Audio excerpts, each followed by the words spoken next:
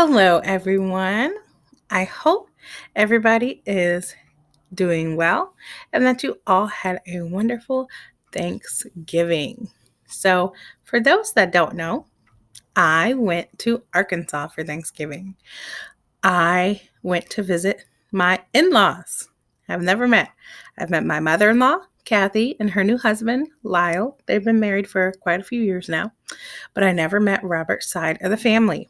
So we road tripped our first solo road trip all the way to Jonesboro, Arkansas. And if you don't know where that is, it is clear across Arkansas.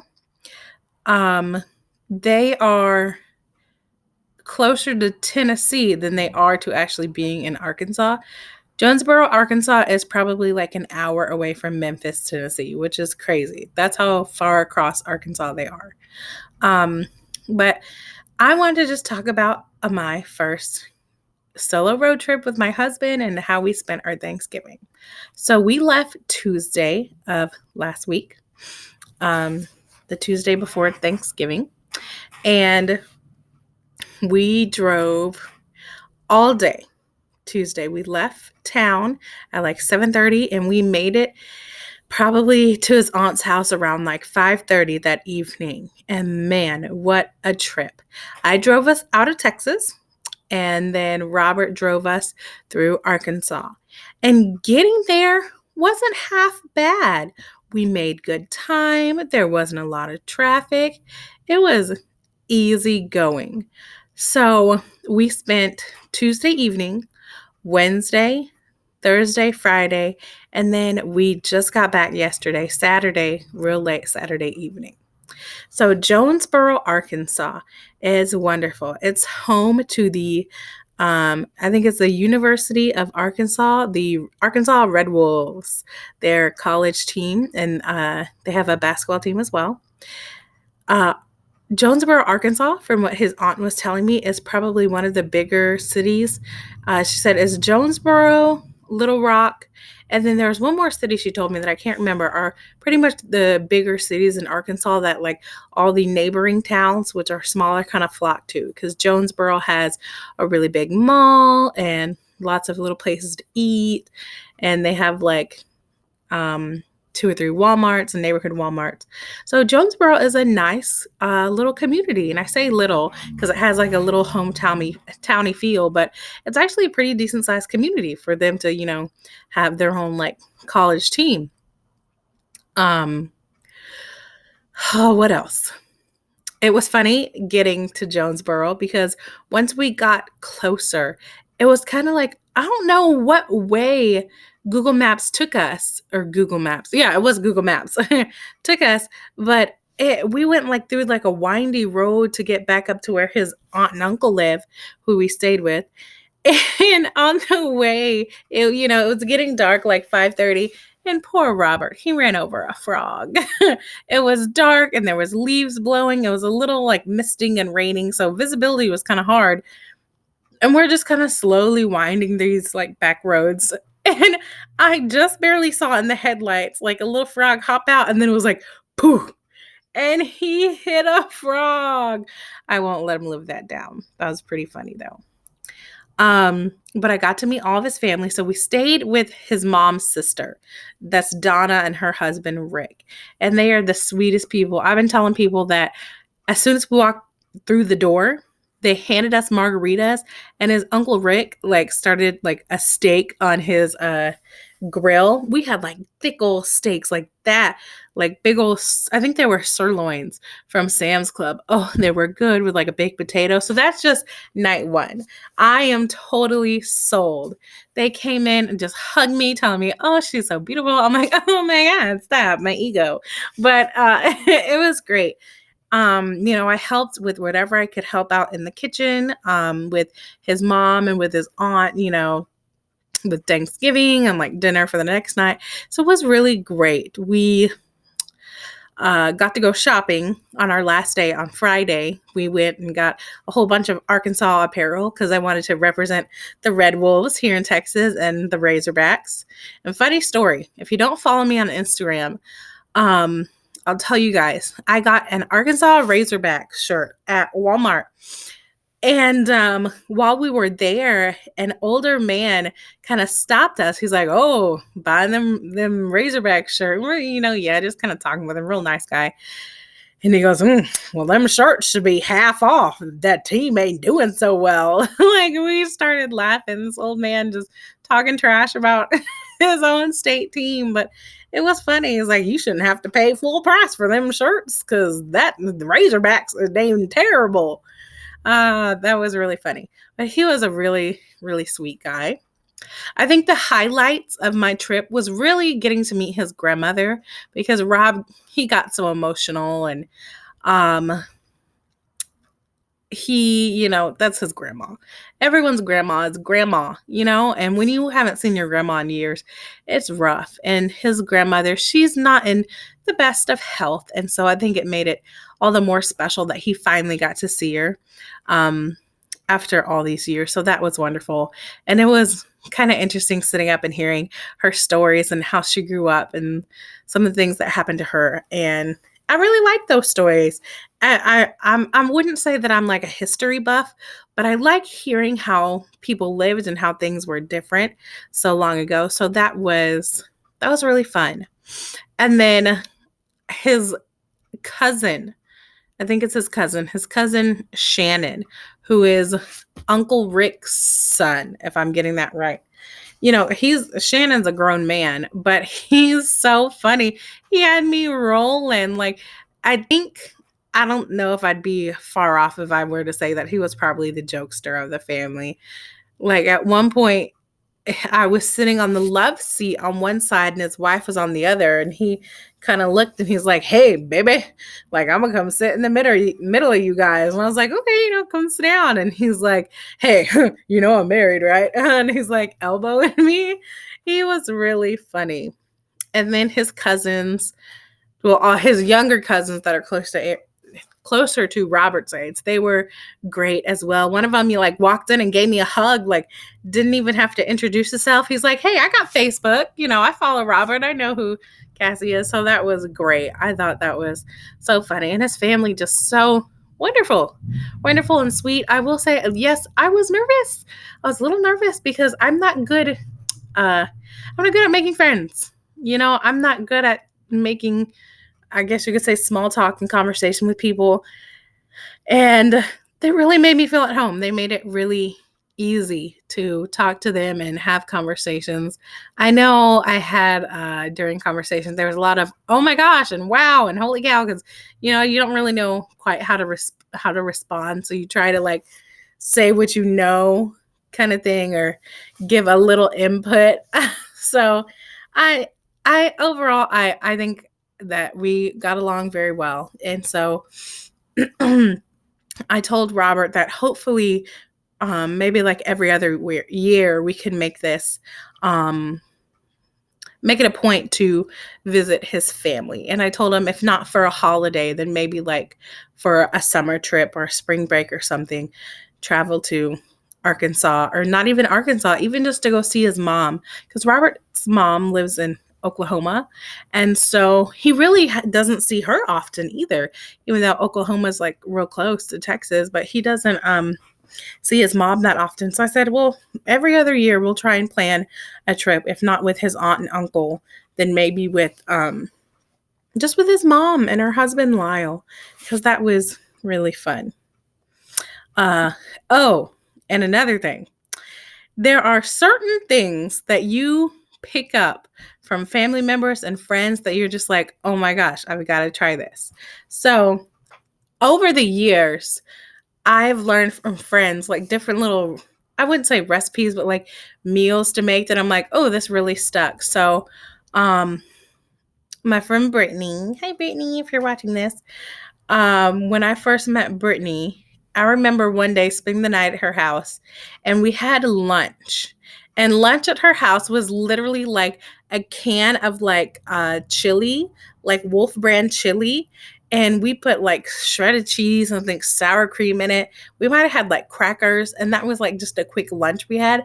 And ever since then, oh my gosh, I've been in love with that. I I had another friend who, when I spent the night at her house, we ate waffles with peanut butter on them. I would have never thought to do that, but that is delicious. Oh, hold on, I gotta sneeze. Mm. Ooh, excuse me. We had waffles with peanut butter on them, so that was interesting. Another friend I had, we had Spam sandwiches with a slice of cheese. Never done that a day in my life. Never really eaten Spam, but after that, oh my God, Spam sandwiches.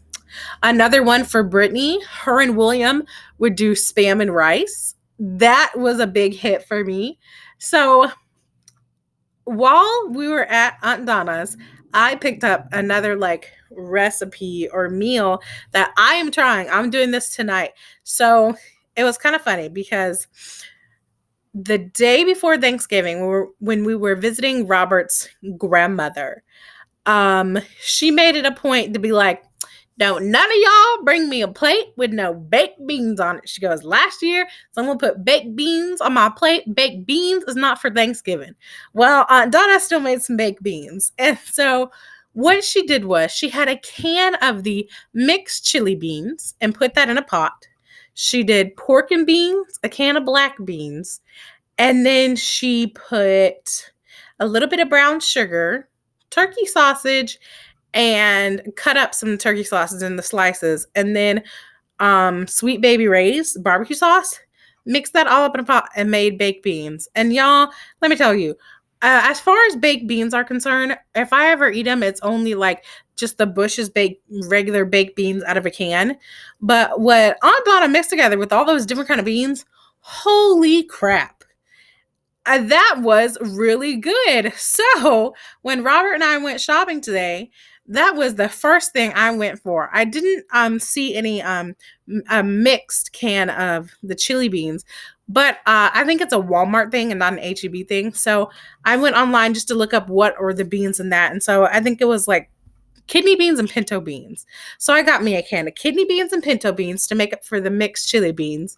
I got pork and beans, black beans, brown sugar, Sweet Baby Ray's. I got sausage to cut up in it. That was some good daggum baked beans just thrown together. So yeah, I'm gonna make that tonight. This is gonna be dinner. We're having lemon pepper chicken and that concoction of delicious baked beans from Aunt Donna. So it was just overall a wonderful Thanksgiving weekend, a nice vacation. Oh my gosh, and her house, gorgeous. They live on a golf course. It's a neighborhood. It's called Sage Meadows. And it's this beautiful neighborhood that was built with the intention of being like a golfing neighborhood. And so Uncle Rick was saying something about the developers or the people that built it. Like it was a golf guy who had this idea. And so they built the golf course up with the neighborhood. And that was the whole intention. So I was like, oh, that's awesome. So they live behind like hole 2, which is so cool. And I actually got to see people golfing out there. So that was really, really neat. And her beds, oh, Aunt Donna's beds were so comfortable. It was like sleeping on hotel mattresses. So I'm really going to miss that because I need to get one of those foam thingies for my bed. But overall, a great, great vacation. However, with that being said, we did have one hang up. And there is a saying in my family that it is not a vacation until somebody hurts themselves, gets sick, or something happens. It is not a true Powell, Rios, whatever kind of vacation until something happens. So our vacation was going a little too smoothly. Well, on the way home yesterday, we were like 20 minutes outside of Dallas, or maybe not even 20. Well, I think it was like 20 minutes outside of Dallas. And there was an accident on the road. And so it was like a 10-minute slowdown. And so I'm like, oh my gosh. Well, not only was it a 10-minute slowdown on the interstate, but off on the access road, there was a little it wasn't even like a farming area. It was just like a grassy field where water had collected and it was overflowing onto the access road. So there was a cop redirecting traffic off the access road onto the interstate. So it was just a crazy old mess. So we're, bumper to bumper, just slowly creeping through. And then all of a sudden, I heard it. Duh! And I looked in my rearview mirror, and all I saw was like a Chevy emblem coming. And then it was, duh. And I was like, oh, me and Robert were cussing up a storm. We jumped out of the car so quick. My heart was in my throat, you guys. When I say, like, this same thing happened last year with Robert and the Honda. He hit a deer, and I'm thinking, good God, we've only had this car a year. I'm thinking our bumper is going to be falling off, our lights. Like, we're in Dallas. How are we going to get home? No one can pick us up if the car's not drivable. Like, a million things just went through my mind. And so we go look at the back of the car. Holy crap. It's just the bumper. The bumper is a little cracked. There's probably about that big of a crack, and it's got a crack down the back side of it, but couple of cracks, nothing super bad. The truck, when it bumped us, it didn't break our lights, nothing like that. So what it ended up happening was there was a young kid in a Charger. Robert keeps saying that he's a soldier. Oh, a young soldier. We don't know if the kid was a soldier or not, but he looked young. Like, I keep telling people, like, this kid couldn't have been any older than 25. He really couldn't have been. And so, tall guy, young looking. He was in a Charger, and I don't know what he was doing, but sure enough, he slammed into the back of that Chevy truck, and that Chevy truck, the force slammed it into the back of us. And the guy in the truck, he was heated. He was just a good old Southern man, older guy, like at least, 50s, 60s. And he was like, boy, what are you doing back here? It's bumper to bumper. Pay attention. Like, oh my God. So what ended up happening is that the cop down on the access road, he saw the accident as well. And he was like, hey, you got to move it off to the side, move your cars to the side. So I'm thinking, we're good though. Like, we're good. And Robert's like, no, babe, we still got to move off to the side. So we move off to the side, and Robert and this old man are fixing to like jump on top of this kid. And I had to like scream Robert's name. I'm like, Robert, because he's going to kill this kid. Because Robert shouting at him, he's like, we still got 5 hours to go before we get home. And it was insane. But lucky for us, the kid was stupid, but he was smart enough to have full coverage. So we exchanged information, all that kind of stuff. But the funny thing about all this is that Chevy, that truck took that hit like a champ. I didn't go see the damage because I didn't want to look like I'm just too irritated. But the front and the back of the truck. So the front of the Chevy hit our bumper, but it barely dented like where the license plate would go. Because this dude in this truck, the old man, like, his truck was only 5 weeks old. He still has paper tags. So he was real heated. But it was just the plate where his license plate would go. That's what hit us. So I'm like, oh, thank God. And then the back of his truck, where the kid hit him initially, Robert said the back of his truck wasn't too bad. Like, it was pretty like dented up, but it took it like a champ. This dude's Charger, on the other hand, buddy, his front fender was hanging on for dear life. And I swear to you, like, his hood was crushed up like accordion style. Still drivable, but my God, that front of that car was toe up, y'all. And I'm like, well, good. You know what? Pay attention. And Robert's trying to figure out, he's like, how fast was this kid going? How fast was he going to hit us so hard? And my thing is, I've been telling Robert, I'm like, I don't think it's necessarily the speed. I don't think it's that he was going fast. I think what it was that this kid was cruising along like everybody else, bumper to bumper. I think he was on his phone, to be completely honest. I think he was on his phone and probably looking down, and then, I know maybe going, 5-10 miles an hour, bumper to bumper, but that's enough, 1,000 pounds of car to hit pretty hard, especially the damage his car got. And I say he was on his phone because the guy in the Charger followed us for quite a while before we split off into different sections of the highway. And when he drove past on my left side, Robert looked over and said the kid was talking on his phone.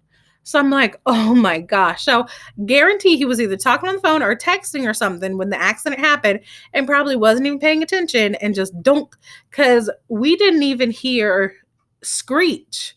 So, you think if he would have slammed on his brakes, you would have heard like tire screeching, but he didn't. It was dunk, dunk when the hits happened. So I'm like, oh my God. But luckily, his car had the most amount of damage. So, well, kid, that's what you get. And I'm sure his insurance is going to be through the roof. The roof is on fire. So that was the one thing. And then after that, I was just annoyed, to be quite honest. Like, we almost actually got hit 2 or 3 more times, and not like from the back, but just people flying past us. There was one point when I was going down the road, and I guess it was a 3 lane that turned into a 2 lane, and I hadn't realized it. And so my lane was the one that was connecting. Well, I'm just doing my speed, and then all of a sudden a car just goes woo on my right side. And I'm like, what is going on? Oh my God, I couldn't get off the road fast enough. And then just all this stop and go traffic and brake lights. I was so irritated. Like, once we got to Temple, we stopped at Buc-ee's, and I just needed a break. I needed a rest for a minute. And Robert's like, you want me to drive? You want me to drive? I'm like, no, I can make it on home. Temple to, Heights to Belton, like they're all the cities are back to back to back. So it's not like we're driving long stretches of road anymore. But I'm like, oh my gosh, it was just a long trip home. And I told Robert, I said, done. I'm all vacationed out for a while. And I told him, to be completely honest, like, I was even talking with my mom. She's like, Cassie, you're just not really a driver. And I'm like, I'm really not. Like, I thought I'd be like down for a long road trip, but it would just seem like it took forever to get home after the accident, because all I wanted to do was get home.